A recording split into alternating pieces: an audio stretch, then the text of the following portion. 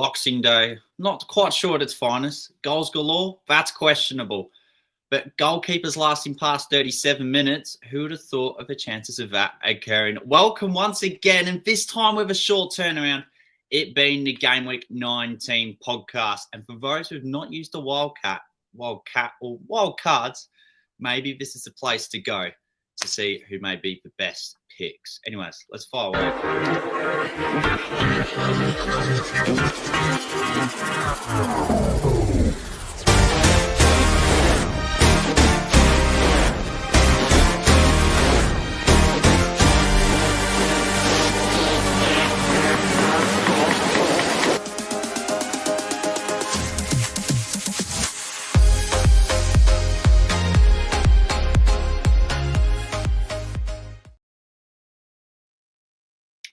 Ladies and gentlemen, boys and girls, good morning, good evening, good afternoon, wherever you may be tuning on to this beloved Addicts podcast edition around the planet.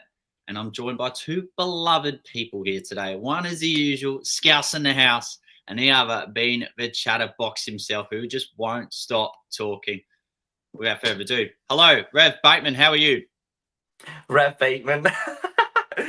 No, it's all right. I'm fine. I've just moved my location for obvious reasons, so I'm not getting found out.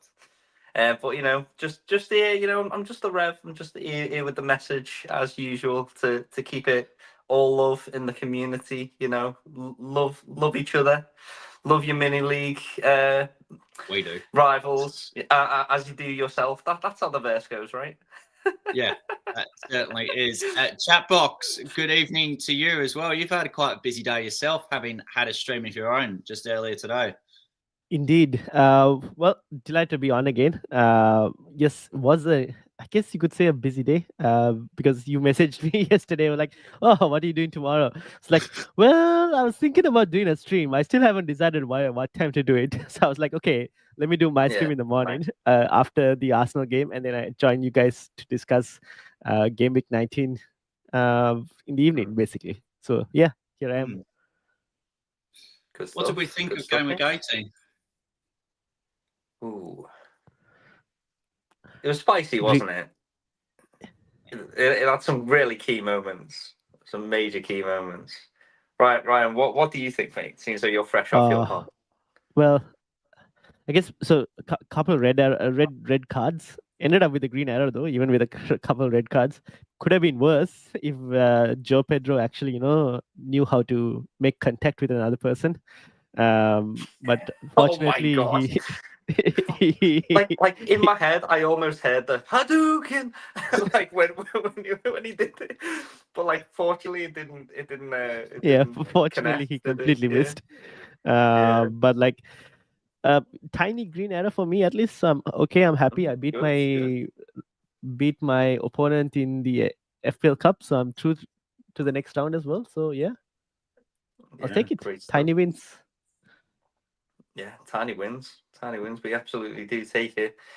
I think for me, it's nice to have Cole Palmer back on the score sheet. He's been obviously killing it this season, and this is the first time as well for a long time. And Ryan, I'll just let you know that I'm only a recent Salah points enjoyer.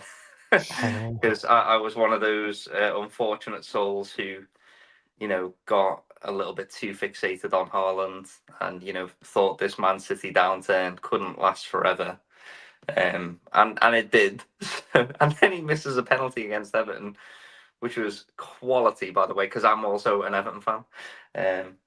So yeah, that was great. So not having Haaland in my team, seeing him do badly, and also having Salah in my team, watching him get some bonus and get a goal as well, is just, this is what it's all about. I'm like, oh, so this is what that feels like. Okay, I'm into that. So yeah, that was a first good, decent week in a while for me. You don't have to worry, because one of my co-hosts, this was like back in game week 11-12. He still has Haaland, by the way, and he had no Salah. And I remember telling him, "You like playing FPL on hard mode at this point." Yeah, it really was. I mean, like, I've only just got myself out of the 4-0 ranks, genuinely. It was so punishing. It was really brutal. And for those managers who were a bit too stubborn, like myself, I'm pointing the finger at myself here, 100%. Is that, like, in FPL, sometimes you just need to admit when we're wrong, and to just move on and go with the crowd and go with the template. There is a time for being differential, but not when Mo Salah is doing what he's always done. So that's the thing. That's all right. Well, Chatbox, you were just briefly touched on your team. So without further much ado, this is how you went, 68 points. Yeah, so 68 but -4 because I took the hit, to get rid of Saka, only to bring in Bruno Fernandes, who got me another -2. Oh, man. But the hit also involved removing Cunha and getting Isak in. To be honest, I'm happy with Isak in because I made the unfortunate switch before the Liverpool game of removing him for Jackson, and then since then he got like 40 points. I was like, I need to, accept, like Rev just said, right? You need to accept when you're wrong and make the switch. So I made the switch. Yeah, Cunha outscored Isak, but I feel like if I just did nothing and I was just a casual manager during Christmas, I might have actually scored more because I would have just left Saka on the bench, completely forgotten about it, and would have had more points without the -2 from Bruno. But still, tiny green arrows, I'll take it. At this moment, I am looking to bench Bruno instead of just selling him again, because I think we'll get to Chaza, who's mentioned about goalkeepers. I am sitting here with Rhea, obviously clean sheet, but 6 points at 5.5 million, is it even worth it? I don't know. So I need to free up funds, and sometimes I need to stock up on some free transfers to be able to do like that fund switching. So I'm gonna go this week. All right, I'll roll the transfer. Spoilers, and I'll try and stock up on some transfers so that when I find the game week to switch, I'll move the funds about. That could be even next game week or the week after. But yeah. Interesting. Ooh, are you not a little bit worried about having that? Because that's quite a big hole that's being burnt in your pocket there with Bruno Fernandes. That's a sizable chunk of cash. The thing is, like, so before this week, I guess we were all talking about who's the best Saka replacement. Clearly not a single person except for Anthony Gordon, because every other option this week just did nothing. Zero, which is crazy because you would look like all the options that were mentioned were pretty decent options that were mentioned, except for Odegaard, who I felt like was a bit overhyped because of like all the models going towards it because of pens and whatnot. He's got penalties. Yeah, exactly. But everyone else I thought was a decent option, including the Liverpool players as well. But like, yes, it is a sizable chunk. But I got Morgan Rogers, who's I'm happy to play this week. Initially, the plan was to bench Joe Pedro, but now I kind of have to play Joe Pedro because of Bruno's red. I could even potentially, start a defender over Joe Pedro as well, which we could get into later if you want to. Yeah, because he's not doing anything. The only highlight, I watched the highlights. He had one pass to Enciso, who hit the post, and the other one was the failed WWE takedown. Yeah. Which is interesting because I think that I'm not on Yao Pedro at the moment. I've got Gabriel Jesus, Isaac and Jackson. And the thing is, as soon as I saw that elbow go flying, I was like, even though it didn't hit, by the letter of the law, that's a red card. That's a red card. Violent conduct is about the intent. And there's a specific stipulation in the rules which talk about how the movement can happen, and it's about the intent of the movement, and there's a specific line which says whether or not contact is made. And so, Yao Pedro owners, count yourselves lucky because he should have, by the letter of the law, had a red card. Yeah, unlucky. But unlucky for not getting the assist, though, as well. But apart from that, I think is it time for him to go? I guess the question is to who. Teams. But I'll let Chaza does navigate that situation. Yeah, fair. Oh no.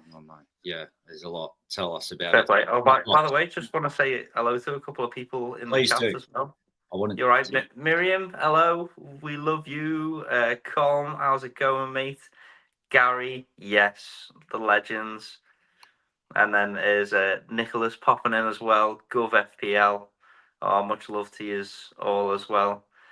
Mr. Singh as well. He says JP was so lucky. He was so lucky to stay on. Or are we talking about Jordan Pickford with his little penalty save? You know, fair play, good stuff. Geez, well, thanks for joining us, everyone. Appreciate it. Well, there's one more person who is actually joining us, just coming out of a closet now. Hello, mate. Hi, mate. Just to introduce myself. Good to see you. Yeah, I'm out of that closet. Been out there a while. You know what I mean? Yeah. Fair play to you. You know, we don't judge on the show. You know, that's why I've got we accept everyone. Football is for everyone. That's how it is. That's it. You got to have faith, haven't you? Yeah, absolutely, mate. Absolutely. Well, of utmost importance, let's go to our league. Being here, Rev, 69 points, which, in fairness, you're closing the gap to 5th place, Jack Gillibrand, which is good to see. First of all, 69, nice. Okay. You know, it was a -8, because of the Saka situation, but I feel like these. I keep getting forced into taking hits because I don't want to play these crazy people. Chaza, if you just scroll down a little bit on the thing so people can see my front three, that'd be solid. So yeah, I was getting sick of Rico Lewis. I was getting sick of who else was I getting sick of? A few people by the sounds of it with the -8. Yeah. What's going on? Oh yeah, I also had Yao Pedro in the team as well, and I was absolutely sick of him. Didn't want him in my team anymore, so I brought in and I also had Saka, who was obviously burning a £10 million hole in my pocket. So I went Saka to Saar, and then I went Yao Pedro to Gabriel Jesus, who, you know, for the first time ever blanked, and you can all blame me for that. You know, you're welcome. And then went Rico Lewis to Trent Alexander-Arnold as well, who also blanked. So you're welcome, guys. You're welcome. So all in all, to summarise that, Mike, how did the -8 go? It went okay. I mean, 68. It's still fine. Like, even if you got 60 points this week, you were doing all right. So you know, it's fine. Like, now my team is in a better position than it was moving forward. So yeah, nice. Easy peasy. I like it. No, great stuff, Rev. What I really like too is Hall down back with another shutout. He's been good, hasn't he? Yeah, that's been good. I also want to point out the fact that I clearly picked the right goalkeeper. See, the thing is, I knew that Flecken was going to get injured at 39 minutes. See, this is the FPL knowledge that you all tune in for. Clearly, I've got it. You know, you need to like and subscribe to get it yourself. I knew that Verbruggen was going to be able to play the whole game, and I knew that Flecken was going to, like, honestly, it was just a 50-50, wasn't it? And it's nice to be on the right side of a 50-50 call for the change. So, yeah, I'm enjoying those points at least. Yeah. Look at you, Mr. Hindsight. Oh, dear me. Reidy, we've got yours now. Mr. Hindsight? Was that Mickey Mouse for a minute then? I heard. Hindsight? Hey, I'm going to pick Verbruggen. There you go. You literally, your voice went. Mate, I've got some impressions in me, locker, mate. I don't always push them out, you know.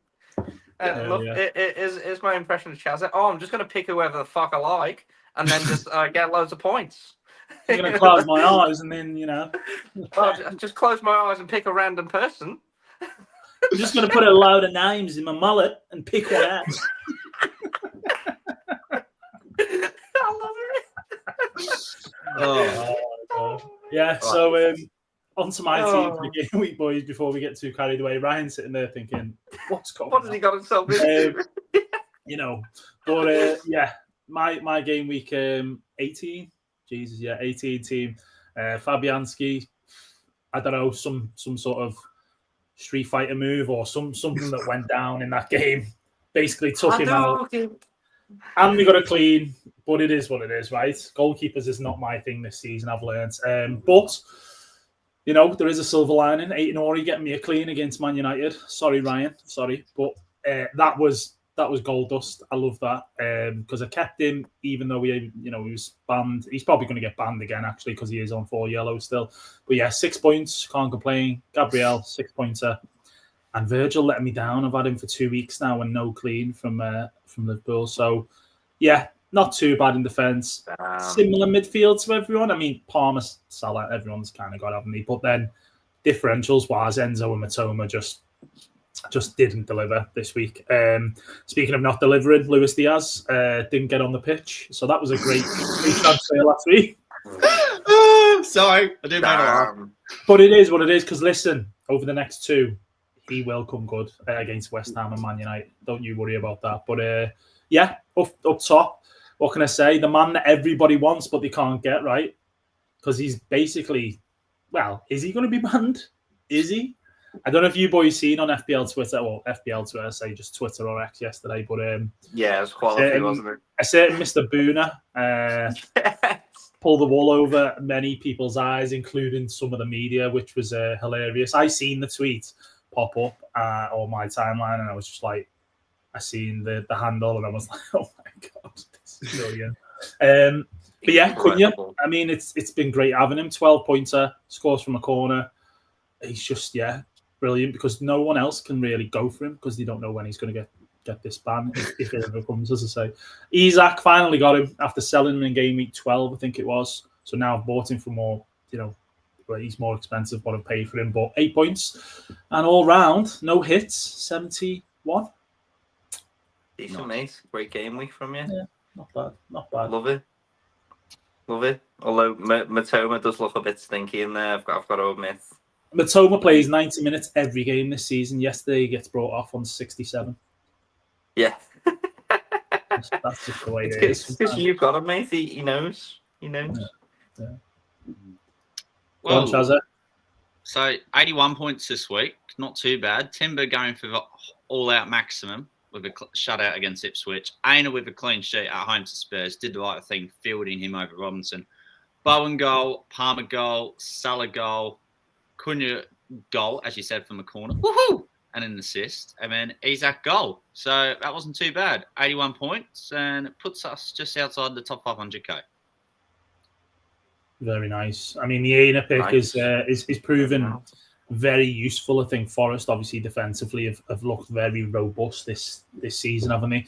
And he's been coming back with attacking returns. I mean, this week he decided to field him after last week's lesson, right, Chaza, and leaving Rodgers and Aina on the bench. But Timber with bonus. I've wanted Timber for a little while now, a couple of 2-3 game weeks, and going for Virgil was a mistake. I should have doubled up on the Arsenal defence. So my bad on that one. But yeah, mate. I'm not sure that's a mistake though, mate, to be honest. Like I've watched Liverpool play quite a few times, and I'm always so impressed by the fact that, like, at every set piece, Virgil appears to be the man that they're targeting.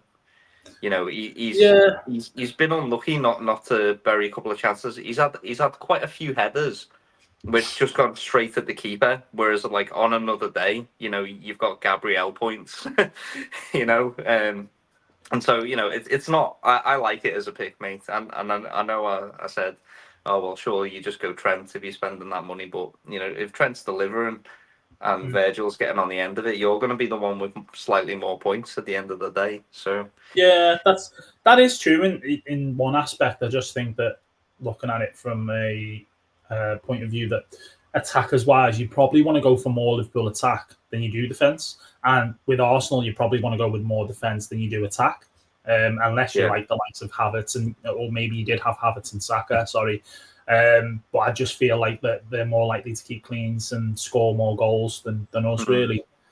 issue is with that, as I found out this week, is there's going to be rotation, or there's going to be five attackers you've got there in Jota, Diaz, Gakpo, Salah, Nunes. Yeah, who plays when everyone's on such good form? Who'd you pick? Well? So that's the tricky part. But I will probably still go Timber at some point. Just not right now, obviously. But yeah, boys, on we go. Another game coming up. Well, yeah, we do. Just quickly on the public league, Tom Stones, who we did talk up a fair bit the other day, Reidy, he's still leading by 44 points in that one. Yes, you were talking about Liverpool rotation, and I wanted to ask a question to be answered amongst you three. How much do you need to consider rotation now when it comes to picking players? Is it best to just pick nailed-on players, or would you still go for the high risk-averse options? One thing I will say is that there seems to be a template now, or a template-ish. The likes of Gabriel, Isak, Cunha, Salah, Robinson. Whether you've got another Arsenal in there as well. It's fairly template-ish. So I've got a couple of differentials in there. I've got Matoma and Enzo, and it's not quite working out. I really should have picked Bowen, who last week I wanted Bowen, and I kind of said to myself, well, he's got two tough fixtures on paper in Liverpool and City, but you probably play him against City, even if you're not against Liverpool, and then he's just kind of one of them players that chips away all season. Gordon's another one who people may be ignoring. But yeah, that's how I look at it. It feels a little bit templatey at the minute. We're approaching that stage where the second wild card's going to come in. Is it after this game week? Game week 20? Is it? Yeah. I always forget. Yeah, so this is the last one to use it if you've still got it. But that's kind of how I'm looking at it. It's very much that there's template-ish players there.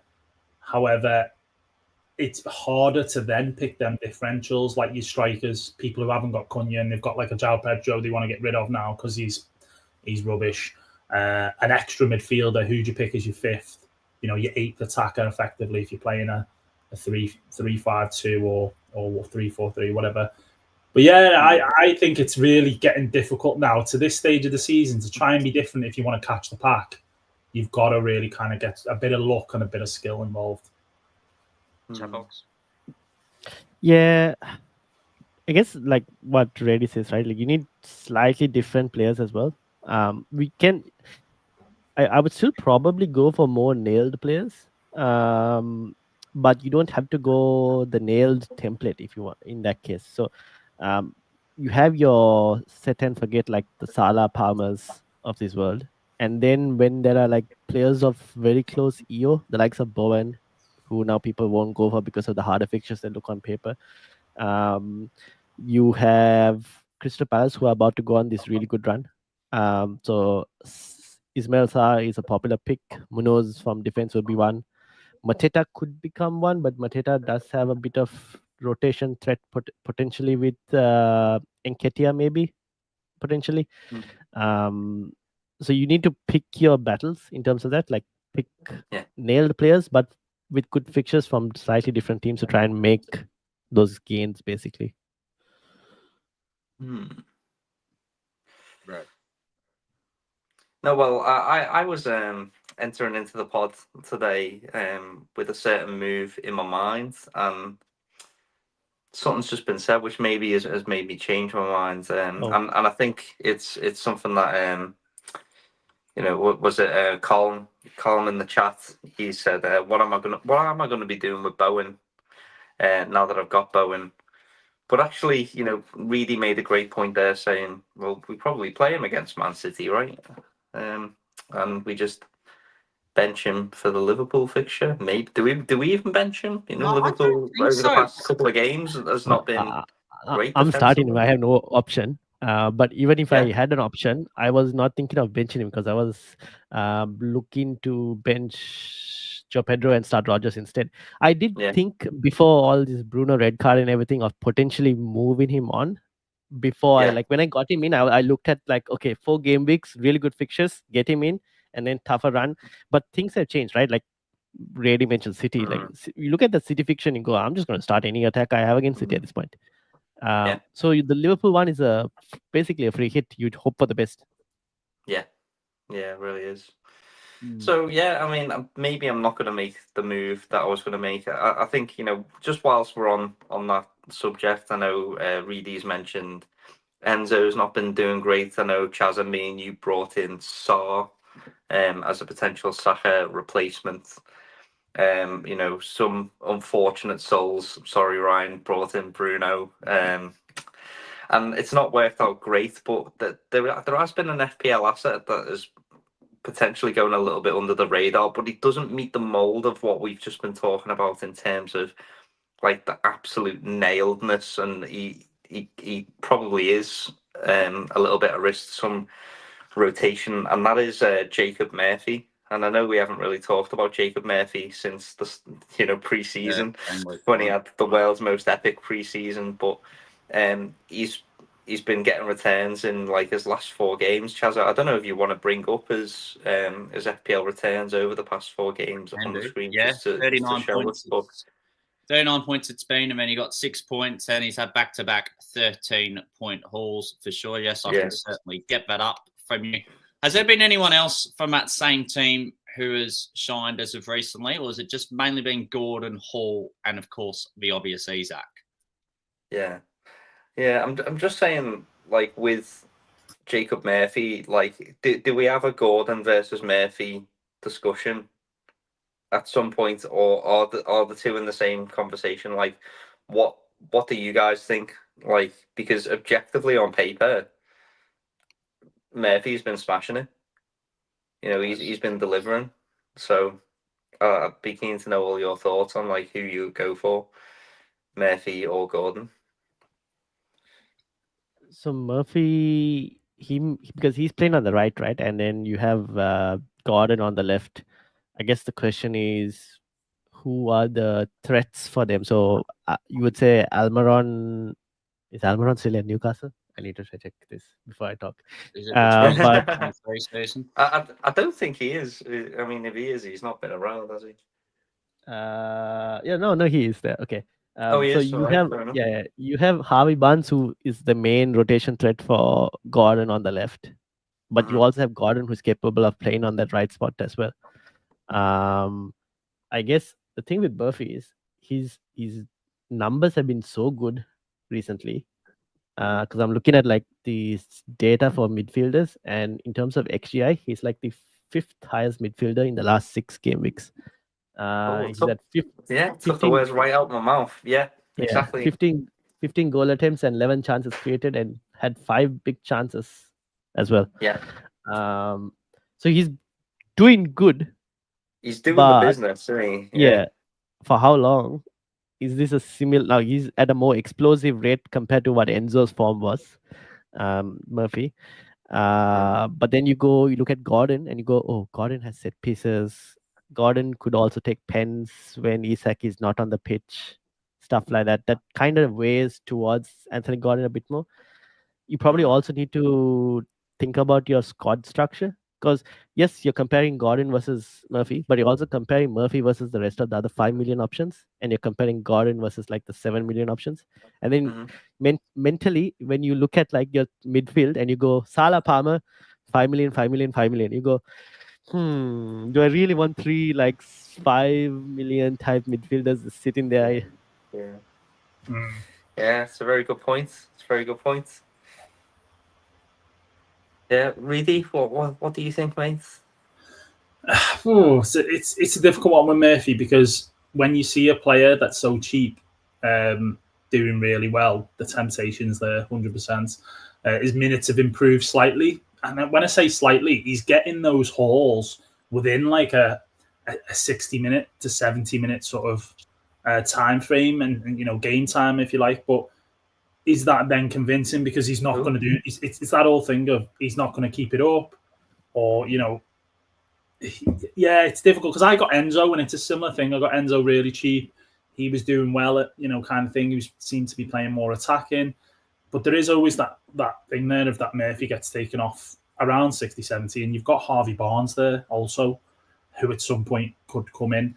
So I know you had Murphy earlier on in the season, Mikey. You'd have loved to have still had him while he was doing his thing lately, but that's just the way it is. We jump on a player that's so cheap, and we just know that it's more than likely going to be a case that they're on the bench for us most weeks.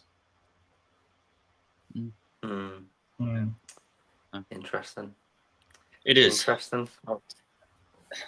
That is a good point. And we'll get to fixtures coming up for this week because it could yet be another grand game for Murphy to get another haul and make us think even more. But before all of that, as per usual, we've got to check in on the Women's League just to see what the lead is for Mira up the top. It is only 5 points with a lot of them scoring inside their 70s. Quite competitive that league is at the moment, like it usually has been, but with the gap only reducing. Transfers in and out.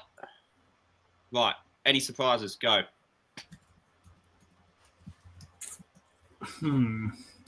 Transfers in Cunha, that's a very, very interesting thing. It's not just because of the whole being banned thing. Like the fixtures are terrible. Like the fixtures are awful, and also and I'm sorry, Wolves fans, and I say this as an Everton fan, right? But he plays for Wolves, right?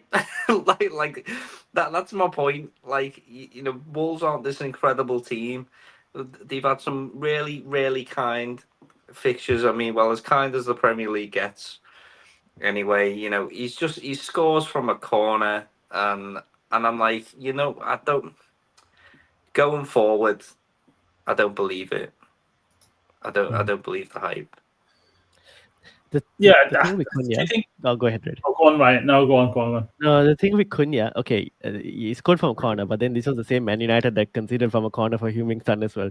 So I kind of think we need to put context into the point as well. Like, it's against United, and I think the reason for now, I wouldn't go buy him, but the reason for the massive uptick is probably partially casual managers, partially Joe Pedro being a culprit and not doing anything. And also, like, the next game is against Spurs, who have no defense. Yeah. I mean, that is a good point that Ryan's making. I think Wolves can go and win, especially with this manager bounce. They looked really good against United, although United were poor, obviously. Spurs can... It's a weird one because Spurs can just turn up in any game, smash a load of goals, and you're like, oh, they look so good. They're really attacking, playing really good football. And then in the next game, they can just look like a completely different team. They didn't do anything against Forest. So I don't see why Wolves can't win that game. However, I do agree that I feel like the people who are bringing him in, are maybe not as engaged, and they're going, oh, look at this guy. He's done really well lately. Or it's chasing points. It feels like it's chasing points. I made the thing earlier of when does he get his ban? Like, if he gets his ban. What will be annoying, really, is that as tough as Wolves' fixture run is that if people don't buy him, and then he just gets a slap on the wrist, and then he gets a good few more points. But their fixtures are really horrible. They're really bad. They're really bad. Yeah.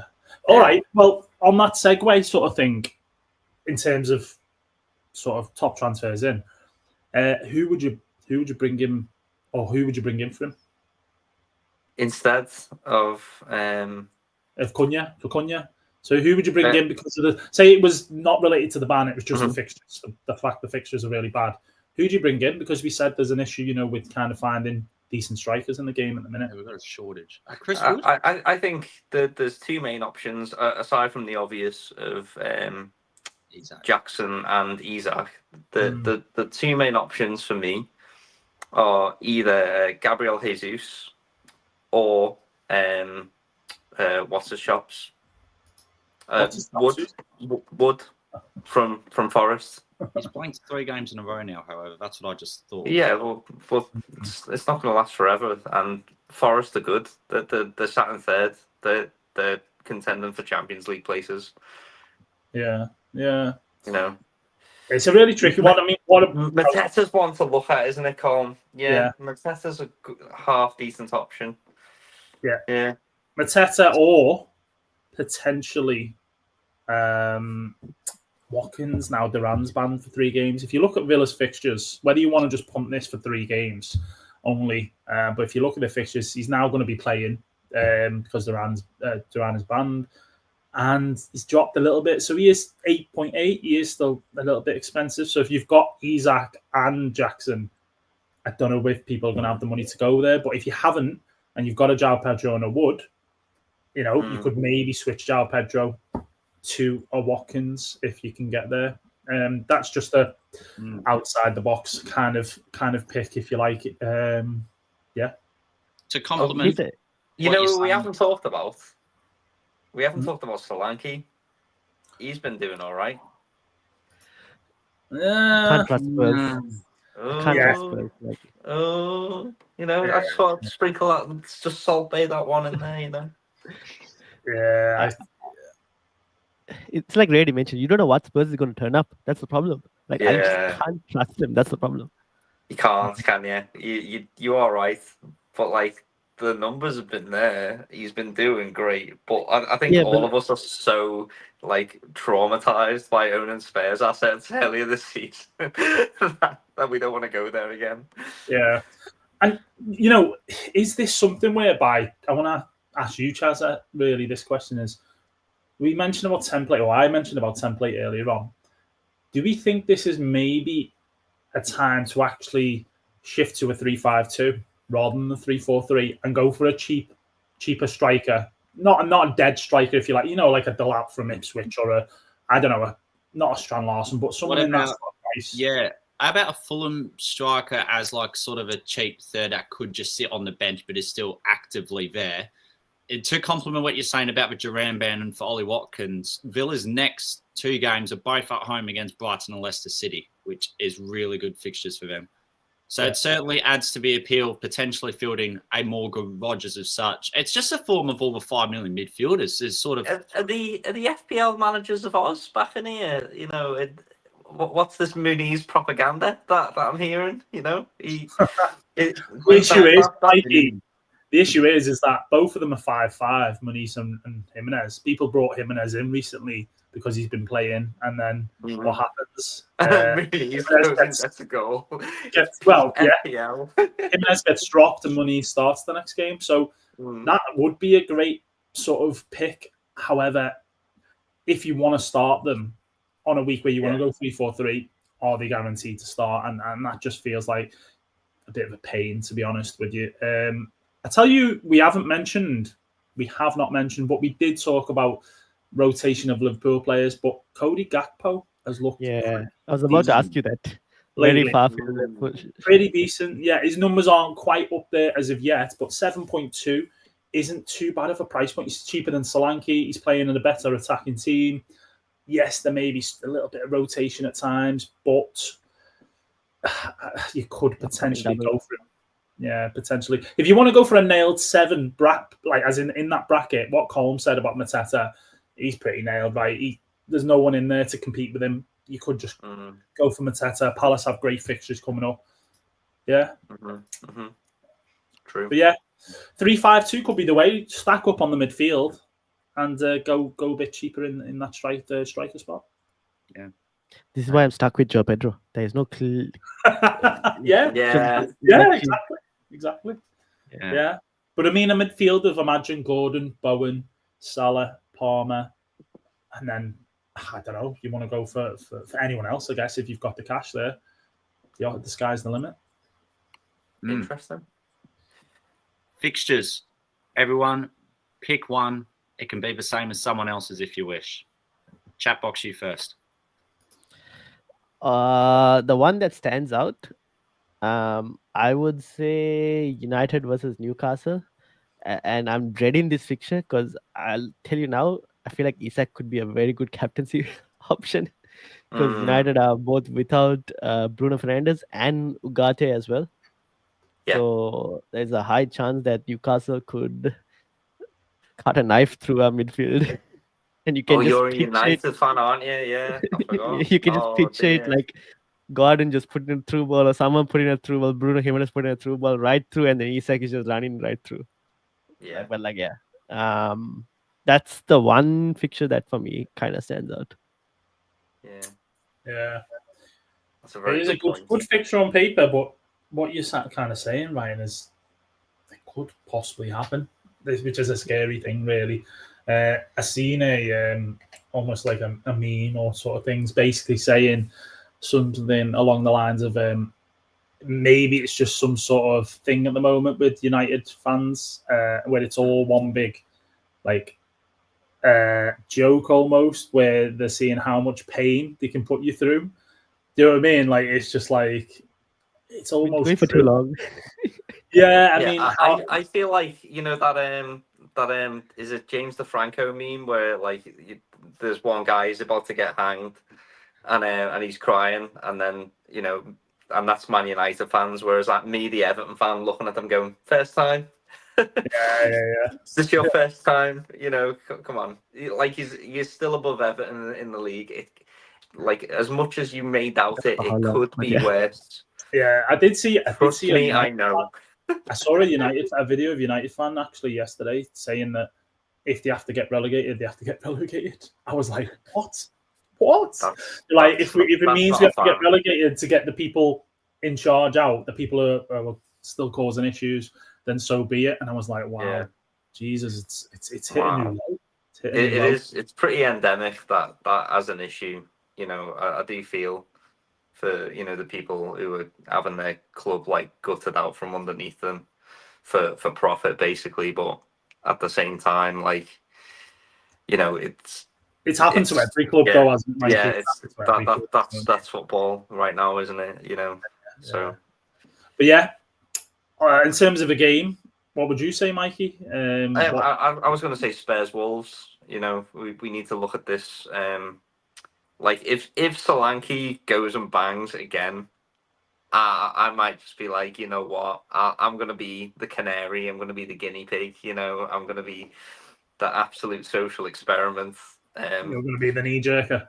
Yeah. I think so. I'm gonna have an eye on Solanke, but at the same time, the reason why I think that this fixture is really good is because we also get to see Wolves again with the new manager and see how they're responding to those updates and those changes in tactics, and seeing if they can paper over those cracks, because there's no doubt that they've got some really good attackers. It's just their ability to maintain possession has always kind of been in question. That their ability to defend well at set pieces has always kind of been in question. So yeah, there it is. That's my fixture. Nice. And you, Chaza? I'm going to go Ipswich Chelsea, because I know Chelsea will be rejuvenated to bounce back. I think Fulham took control of Cole Palmer well after half-time, especially with how attacking their wingers were, especially with defender in Anthony Robinson, who hasn't been mentioned yet in today's episode, but he has been insanely good this season. But on the Chelsea front, they're really good away against promoted sides, especially Cole Palmer's track record, which will be on the segment later on. I just reckon this is a good game if you want to go alternative for Mo Salah. And Nicholas Jackson, this has to be a game for him to do something, or else I reckon he could be in the bin. Yeah, well, we're all kind of waiting for that yellow card from him, aren't we? I think it's the last game he could get it. Is it the last one? Yeah, it's the last one. And imagine he gets it. It'll just be sod's law that he gets it in this game, won't it? Typical. But yeah, I kind of see what you're saying with Jackson. He's looked great in sort of bits throughout the season. A couple of games. I think he got 16 points there against West Ham, 12 points against Leicester. But then there's some games where you just think he has chances and he just doesn't look like he's going to score. So, he's what, 8.3 now? The issue with it is, we were talking about, there's not an abundance of options before. Do you want to go back in for him for that price if you have to buy him again? So Chelsea's fixtures, as poor as he may be at times, Chelsea's fixtures are still pretty good. Up until 28, you would probably say. They've got a good fixture run. So I probably am going to keep him just because, unless someone else I think is worth going for. But my fixture, by the way, Chaza, just to let you know. Yeah, you're a bit late, weren't you? Come on, mate. I'm talking about Jackson for a sec there. Calm down.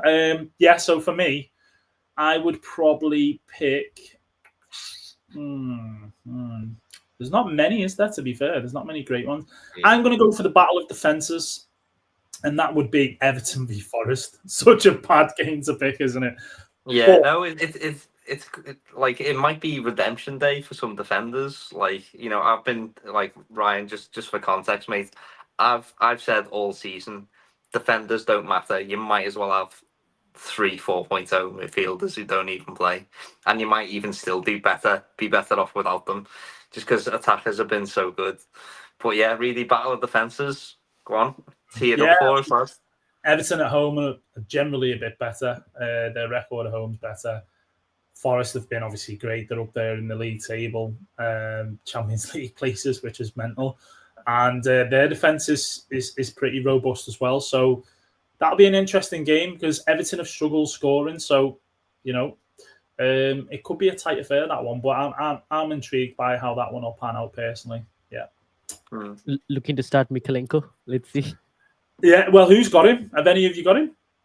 You've got him then, Ryan? Oh. Yeah, nice. Fair play. Okay, nice. Have you been benching him, or have you been Oh, I've watching benched his him a couple of points? times. I've also Yeah. got some jam from that 11-pointer as well. Yeah, with the assist. Yep. Yeah. Tasty treats. Nice. Yeah, we love that. Yeah, I'll tell you what we don't love. That is both goalkeepers getting stretched off 37 minutes in. Oh, guys, what on earth happened there? Oh, God. The fact that like most people who have Flek in also have Fabianski, but I think really you've done the absolute genius thing of having Hindsight. Brentford's backup goalkeeper as well. Is that you, Reidy? Yeah. Mate, I don't know if he's going to play, come though. on. You've just No, got that's not genius. You can't clap me. That's not mate, genius. it is though. It is though, because if anything happens to him, like you're now covered. You know. Well, this is the thing, right? And I mean, maybe I don't speak about it now. Maybe we talk about it when we do team selections or what our team's going to be for this game week. So I have got a bit of a dilemma. I'll tell you that much for now. Yeah, fair play. Cool. All right, good stuff. Oh, yeah. Like, what do we do? Because I'd say because it's such a short turnaround, it's more inclined to make a move. Or else, if it was an international break, you could actually just be like holding off until you have to, till probably. Oh yeah, it'd be fine. Who is your backup, Chaza? Well, it was Fabianski, but he got injured. Fabianski. Oh no! Oh, I got a shot. so that's gotta what go I to both the shop, keepers. man. Oh my god! I did not realise that you had both of them. I mean, That is this really is bad. the second time. This is the second time me mentioning this meme, but I've got the noose around me neck, Chaz, and I'm looking at you going, first time with goalkeeper Nah, not my issues? first time. Mate, Wow. Mate, I'm famous for having terrible goalkeeper issues, but this is a game week that really takes the cake. It does. You know, unlucky It's almost dude. tempting to play with 10 in a way. If you've not, I don't know. Well, yeah, you make a good point, Coleman Reidy. Yeah, I could just play with 10, but you'd rather not that. Like, you need. But for how long will you be playing with 10? That's the question. We don't know how long both these keepers are out for. Look at it There's like another this. game week after that too. How many frees have you got, Chaza? One. Right. Okay. Yeah. No. Listen. It's bad. listen. Right. So you've got 2 goalkeepers. One plays Liverpool. One plays Arsenal. Or was going to play Arsenal. Sorry, I should correct that. So realistically, who are you going to go for that has the best fixture? The only one, in my opinion, who has the best home fixture this week, and I say home fixture because there's not many good home fixtures, if you like, but that's Henderson from Palace. Yeah. So, you know, the options are slim, really, and you go in, if he doesn't keep it clean, Gahey's suspended this week, just to let you know. If he doesn't keep it clean, you'd be miffed that you've had to use a transfer. So I'd be quite tempted to play with 10 in a way. Have you got any money in the bank? I do 1.5. Oh well, I mean, there's your answer then. I mean, you just go for Alisson, right? No, you don't. I knew you were going to say that, Yeah, you Mikey. do. No, you don't. No, You don't spend 5 point something on a goalkeeper. 5 point. I'm spending 5.5 and I'm here trying to get rid of a goalkeeper from the best defensive team in the league. It's not worth it. Oh, so are you on Raya? Yeah. Yeah, I'm on Raya, and I'm Yeah. just not happy with it because it's so much like every time I want to free up money, I look at Raya and I'm like, it's only 6 points. It's only 6 points. Oh, it's Big only 2 sigh. points. I'm just like not happy with because he gets and Arsenal have occasionally considered goals as well, right? And then you have the double defense, and then you go, nightmare. But like, I would potentially, I think Henderson is one shot. The other two are, like you said, battle of the fences, Sells or Pickford. Yeah. Well, those are the three who I'm considering. And because we just said that, let's just go to team selection. all Please right? don't any of you break Pickford for me. We've drawn 3 games. Woo! You know? Drawn 3 games against Arsenal, Chelsea, and City. That is bonkers, really. That is bonkers. All right. Go on. Yeah, I mean it's all right for us, but like it just goes to show that Everton are the most gaslit fan base of all time. You know, we're happy with 3 draws in a row. Like we're having a great Christmas. You haven't Okay. lost in 4, Mike. fair play. You haven't lost in 4, Oh, Mike. I think my That's good. internet is down. Oh no. Go on, Chaza. Anyways, let's just do Okay, team selection. maybe I'm back. You Yeah, go never ahead. left. Let's say that. You never left. Yeah. Oh, Chatbox. right, okay. You can go first up for team selection. Then we'll go Rev. Then we'll go Reidy, and then we'll do goalkeeper shopping with a Tesco's club card. All right. So basically, this is where I mentioned the whole. I could probably even bench Joe Pedro. So in goal, I've got Rea starting. In defense, I've got Robinson, Mikalenko, and Gabriel. Midfield, I've got Bowen, Palmer, Rogers, and Salah. And up front, I've gone for Joe Pedro, Jackson, and Isak. Now I've got I got Hall and Colwell, both on the bench at the moment. Both actually have pretty decent fixtures, although I think Colwell, Ipswich, I won't be surprised if they do try to find a way to score. Chelsea haven't been the best. Newcastle actually defensively, the last couple of games, they've been pretty solid. So this is where I'm like, do I start Lewis Hall or do I bench him? And if so, is it for Mikalenko or Robinson? I'm not really sure on that one. Or do I even like bench Joe Pedro? That's kind of where my mindset is at the moment. No transfers, though. I'm not making it. I'm just going to roll. And I'm bet on Salah. You just got 1 free transfer, did you say, Ryan? Yeah, 1 free transfer. Oh, boys. It's a tough one, this, you know. How much bank did you say? How much? Bank. 0.8 or something? 0.8. Which is why I want to like roll so I can like find a way to free up funds to upgrade Joe Pedro later. Yeah, I would. I'd roll. I'd roll. That's a Solid good defense team, too. To Very make it solid worth team. rolling on. Really good defense. I'm just thinking defensive-wise, would it be wanting to play Colwell? But then if you look at the midfield... I think it's a good starting. Yeah, you're going for João Pedro over a defender that you're probably thinking isn't going to clean, but Ipswich away for Chelsea. Oh, No, they could clean. That's what. Bench Pedro. Yeah, that's what I'm thinking. But here, I know like the moment I bench him, he's just going to go in. But I probably should probably bench him.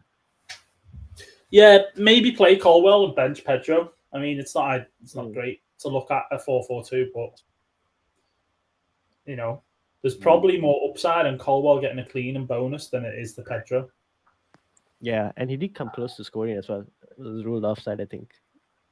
Am I saying that Jackson's a bit out of place with how he's positioned in terms of on your screen now? Like he's always been out of place, especially scoring offside goals. Yeah, maybe. Yeah.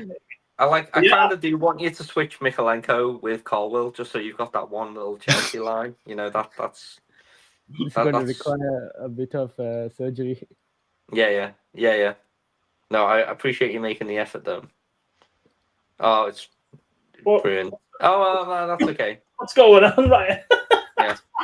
Aha. Now I need to switch Bowen. I'll fix it. Don't worry. Oh, you've got plenty of time, right? I can't even look at it. No, go away. Mikey and his symmetry and his aesthetic. Yeah, you've got to have, you know, there's expected goals, expected assists, and expected aesthetics. You know, like there you go. It's fixed. That's what we need. Yeah.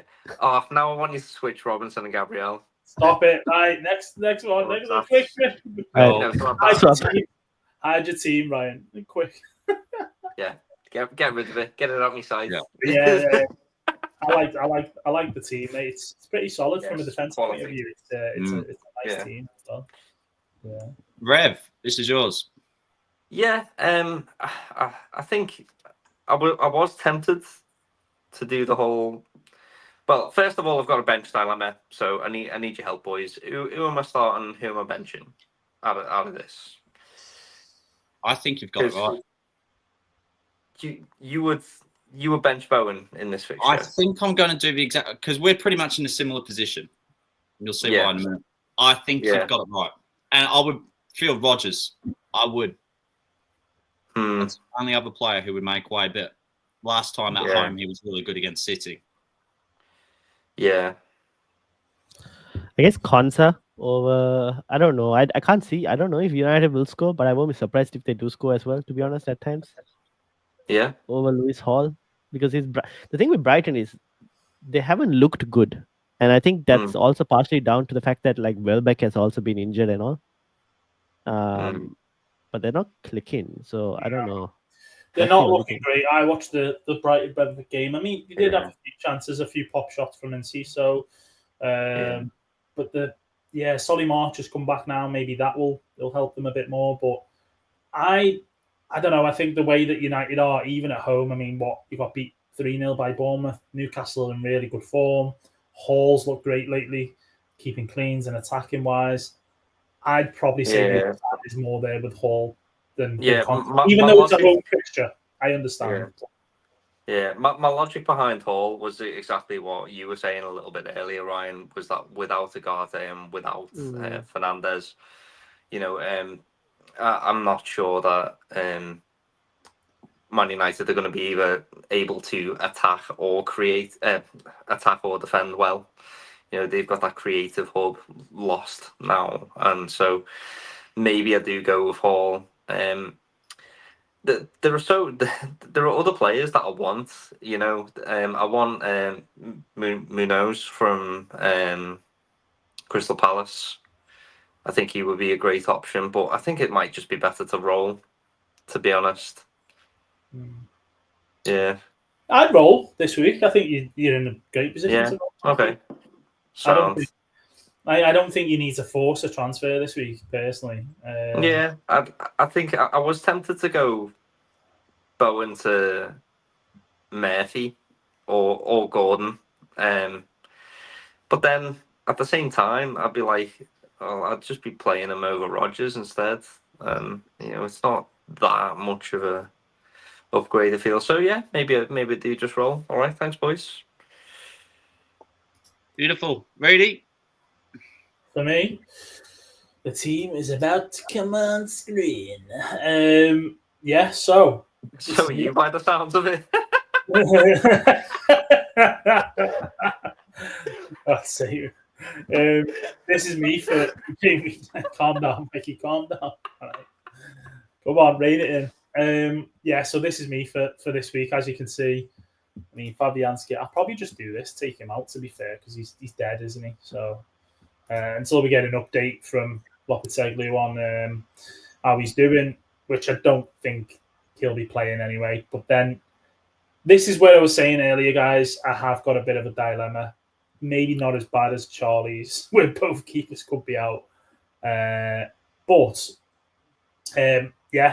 Valdemarsson has come in for Flecken because Flecken looks like he's injured, but obviously Brentford don't play Arsenal till Wednesday. Fabianski, as I say, I think he'll be out, but he plays against us, so it's not ideal anyway. So I think that's what I'm going to hope. I was going to make a goalkeeper transfer this week, boys, but I'm going to just hope and pray that Valdemarsson just scams. Like, if he scams somehow a clean sheet against Arsenal, or he gets like a 2-pointer, 3-pointer for saves, that'll do me. You know what I mean? I've saved the transfer at the end of the day. So, Virgil, Gabriel, Robinson, Salah, Palmer, Enzo, Diaz, and then Cunha, Jackson, and Isak. Matoma on the bench, and Aït-Nouri on the bench. So I've got bench players, in case there was any sort of random injury situations or illnesses. But yeah, I don't hate my team, but I don't love it at the minute. You know what I mean? It's this Enzo guy isn't really giving me much much vibes at the minute. But yeah, I'm going to roll the transfer, and that's me done. Salah captain may end up being Palmer captain, to be fair. I may change that one. Yeah, lads. What do you think? All good? Good. Right players picked? Don't need to Yeah. use a transfer for a goalie? Nah, probably not. Fair dues. On to you, Chaza. Yes, I've got mine coming up now. I do actually have to jet in about a couple of moments, so I'll do my live transfer. And Reidy, if you don't mind me, I pretty much sent all my notes for Captain's Corner to you on the WhatsApp just then. So I'm going to let you present it. All right. We're going to get a Reidy Captain's Corner. Let's do it. Yeah. So I'll pretty much do the transfer. This is my team. Bowen on the bench at first, Rogers on field. And this is it. 2 flags, but let's go shopping. We better do it. And this will be the last thing I'll do before I have to bow out. Oh, well. So you're definitely not going to wait to see if Flecken's okay? No, doing it. He's doing it. Oh. And we're going this get guy. that little dopamine hit. You're going Pickford? Yeah. Ooh. Sure? Wait. Are you sure? 100%? Dead Fair enough. certain. Double game week coming up. Oh. Yeah. Double game week coming up as well. Yeah, that's a great point. It's a great point. He gets a lot of save points. He does. So that's how I'm rolling. Salah captain, 3-4-3. Bowen first on the bench. Not sure if I'm placing that. So, yeah. Yeah. Nice team. Rogers, home fixture. Sarr, home fixture. Pretty juicy. Indeed. Right, I need to buy a ballot as well. My family's just come back home. No, everyone's I'll stay with you, Ryan. Don't you worry, mate. Yeah, you save the pod. All right, cheers, everyone. Cheers. Look at these sellouts. Absolute cop-outs. I know. But yeah, me and Ryan can have a look at, well, I say have a look. Captain's Corner, right? Mm. Let's take Chaz's team out. I'll see you later, boys. See you, Mikey. See you, Chaza. Oh, yeah. Just want to say thanks, guys, for tuning in. Yeah, Pickford in. Reidy, you all good to wrap it up? Of course I am, mate. Of course. Beautiful. All good. You got my notes, yeah? Yeah. I've got your notes. Cool. All right. Thank you very much. Appreciate it. And I'm going to bounce. Cheers, guys. Tough. Cheers. And he's gone. Just like that. Right, Ryan, now we can talk proper football. Now those 2 idiots have gone. Jesus Christ. But yeah, obviously I missed the beginning of the pod, so apologies for that. But yeah, I just want to know how you're going and things going all right. Chaz has come back for some reason. Get lost, Chaza. Yeah, how you doing, mate? How's your season going generally? Season hasn't been too bad. It's been it's been a bit harder at the start. I'm now slowly clawing rank back by 1.6 million at this moment.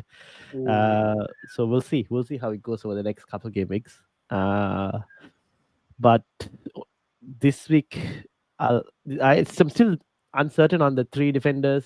Which 3 defenders or 4 defenders to start? Because we spoke about Hall as well for Rem, and I'm now thinking, should I start Lewis Hall then instead of Colville or Robinson? I don't know. Maybe I'm overthinking it as well potentially. I think you've picked the right. For me, I think you've picked the right defenders. I mean, you'd have 4, so you'd have. Was it Mikolenko, Robinson, Colville, and Gabriel.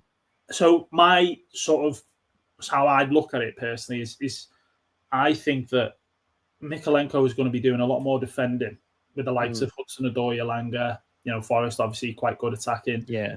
Then Hall is against Man United. Now, I know team bias can come into it a little bit. I get that. Not at this point. No, it doesn't. It's lost now. It's gone. Yes, there's no hope. There's no, If there's no hope, why not just go and play Hall then if that's the case, mate? But I would probably, there is a world where Everton Forest finishes 0-0. They can't. That's possible. Yeah. Like we were saying before, battle of the defences. But if you want a potential clean and an attacking return, I would say the side is more Hall, especially with the form of Newcastle and so on. They do look good. Their away form does tend to be questioned. We all know that they're not as good away as they are at home, but United at the moment just look lost. I mean, there kind of was a little bit of a manager bounce at the beginning, wasn't there? But I feel like the manager box was more with like Van Nistelrooy than it was with Amorim, to be honest. it's just gone. And I think he even looks a little bit puzzled because he knows what he's trying to do. And it's just that it's not transcending onto the pitch. And that must be really frustrating as a coach, what you do on the training pitch, what you day in, day out with the players and so on. So that obviously can't be going to, well, he can't be quite happy with that one. But yeah, I would probably just say Hall over Mykolenko. But I think the other three that you've got, Robinson, Gabriel, Colwill, I think are solid picks. But yeah, fair enough. Okay, I'll think about it a bit more. Have a think. It's going to be a coin toss. It's going to come down to 50-50, right? But what I'm going to do, I'm going to do Captain's Corner and get that kind of boxed off, buddy. So I'll just to let you know, it's like an essay, what he's put for Captain's Corner. So I'll try my best. But he has put a bit of a big one on this one. So let's give it a go, shall we? Okay, this week, Captain's Corner. Basically, we'll start off with Mo Salah. West Ham away, 10 goals, 3 assists, and 14 appearances, in 14 appearances versus the Hammers. 1 goal in his last 5 appearances in the last 10 game weeks. 12 goals, 7 assists. Hammers have kept 1 home shutout all season. So the Hammers basically have conceded 204 chances on their left flank, 3rd worst in the league behind Leicester and Forest. So, Mo Salah isn't a bad option this week. Then we move on to Cole Palmer, Ipswich away. So last time Palmer scored away the promoted side this time last season, managed 18 points away v Luton, has scored the third most points of any player in the last 6 game weeks with 55 behind Salah and Isak. Very identical ownership percentage to Salah, 6 goals and 3 assists in 6 appearances v promoted sides last season. Then we move on to Alexander Isak, who's in almost the form of his life, you'd say, in the Premier League this season. Man United away. So 3 captains so far, 3 away fixtures. United have conceded 16 goals in the last 7 games across all competitions under Amorim. 7 goals and 2 assists in the last 5 game weeks. Matheus Cunha is the next player on the list. Away to Tottenham. So that's our 4th away player in terms of captaincy. But Spurs have all 4 centre-backs injured, conceded 12 goals in the last 4 league games, which is a lot. And Cunha picked up 2 goals, 1 assist, and maximum bonus in each of Pereira's first league games. And finally, it's not a name that you probably thought you'd hear as a captain pick. However, Manchester City's Erling Haaland plays Leicester away, 3 goals and an assist in 13 league games. The Foxes have shipped 10 goals in their last 3 games. So that's it for Captaincy Corner this week. I hope I've done a good job in standing of Chaza. Probably haven't, but there we go. And that's the captains for this week, Ryan. All away captains. I was going through the list and I was looking. I was thinking, Jesus, this is. Is it a harder pick or harder choice than maybe we kind of think? I think you're not going to captain a Palace player, for example, right? No. But based on the form that Salah has been, is it anyone just apart from just Salah at this point? I feel like I've tried to be fancy as well. Like the last couple of weeks where I've gone and I captained. I think I remember captaining Palmer once, and then Salah went and scored Hall massively.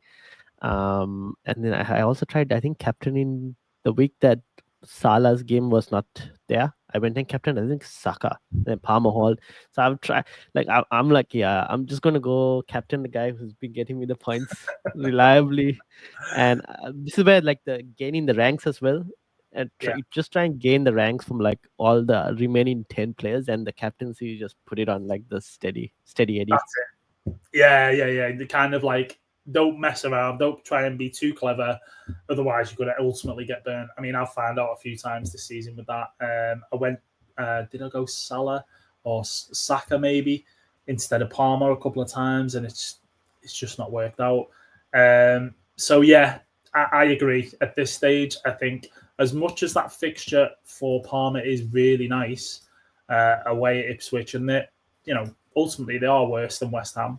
I just feel like Salah's Salah at the moment. Can't go wrong, really, can he?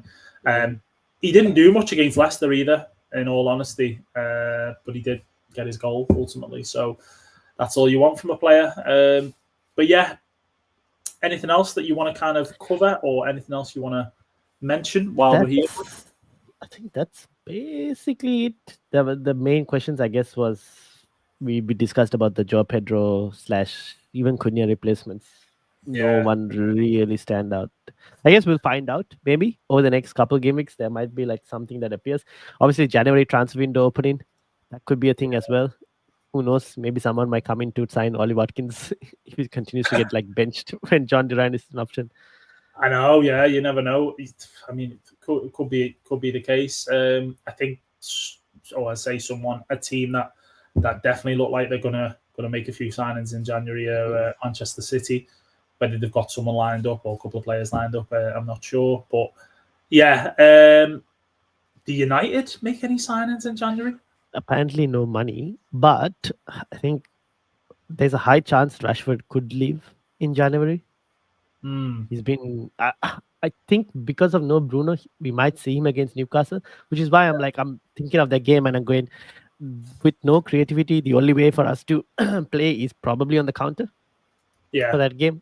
And you'll probably want to start Rashford for it. I don't know. If he doesn't play for the Newcastle as well, then I think there's a high chance he leaves in Jan. To who? I don't know. Maybe Arsenal even. I don't know. We'll see. Yeah. I mean, it's looking more and more likely, isn't it? He's been out the squad last, is it 3 games now? 3 or 4 games, and it looks like the writing's kind of on the wall for him. So it's a bit of a shame, but I think he could definitely do a lot for another team. He's only still fairly young. He's not at the end of his career, as if that's it now. He's done after United. But yeah, we'll see some interesting signings in January, I think.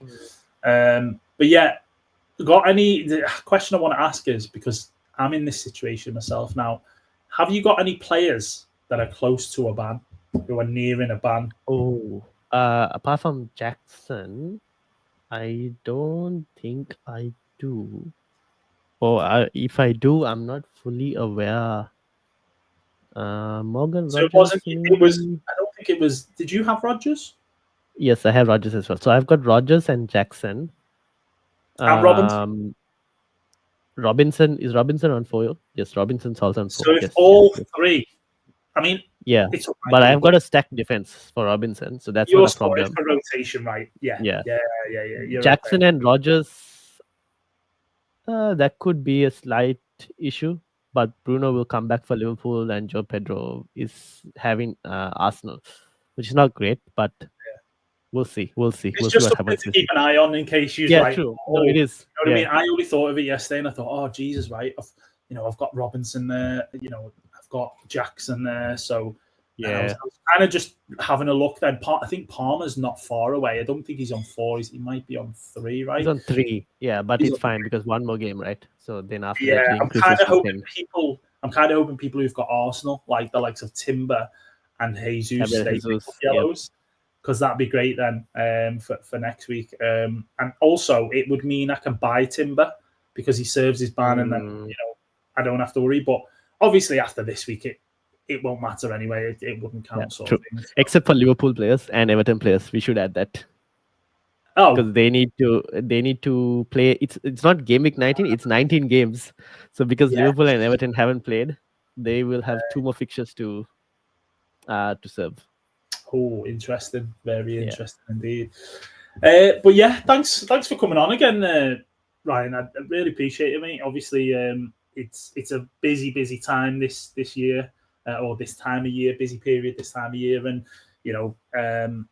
everybody's in the full sort of spirit of Christmas, seeing family, so all these games being so close together, it's been great. But obviously, it's just hectic, isn't it? Amongst all everything. So yeah, appreciate you coming on, bud. It's good to speak to you again. And yeah, hopefully get you on, I'm sure, sometime again soon. Yeah, let's see. It depends on when Chaza messages me. Maybe not in Jan, because I'm not going to be available, traveling all over in Jan. So, oh wow, yeah. interesting. Where you off in January? I'll let you know after the stream. Oh wow, okay, amazing. Well, okay, I guess that's it then. I guess we can wrap up. But yeah, appreciate obviously everyone who's tuned in today. You know, I know Colm's in here, Gary's in here, Miriam as well, and we've had a few of the people that have popped in even probably before I jumped on the stream and got involved. So yeah, appreciate that. If you can basically leave a like, maybe even just subscribe, that would be great for the channel. But that's it for Game Week 18. 18? Game Week 18 wrapped up, I guess. Game Week 19 is approaching. So good luck with whatever transfers you make, or if you don't. And have a great game week, guys. Thank you.